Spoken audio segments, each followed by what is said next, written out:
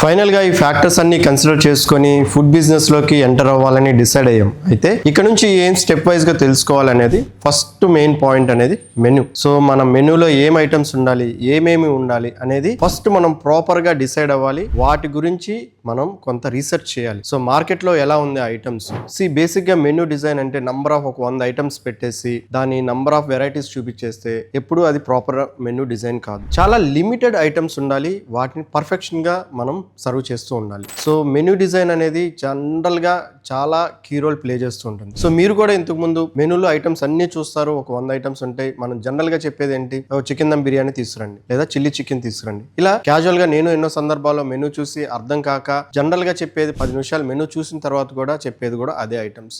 Customers general గా ఎలా ఉంటారంటే, మీరు 50 ఐటమ్స్ పెట్టిన మెనూలో 51 ఐటమ్ కంపల్సరీగా కస్టమర్ అడుగుతూనే ఉంటాడు. సో మీరు స్పెసిఫిక్ గా లిమిటెడ్ మెనూ డిజైన్ చేసుకోవాలి. ఆ లిమిటెడ్ మెనూలో ఉన్న ఐటమ్స్ ఎప్పుడు అవైలబుల్ గా ఉండేటట్టు చూసుకోవాలి. ఆ ఐటమ్స్ అనేవి యూనిక్ ఫ్లేవర్ తోటి మన దగ్గరికి మాత్రమే ఆ టేస్ట్ వచ్చే విధంగా ప్లాన్ చేసుకోవాలి.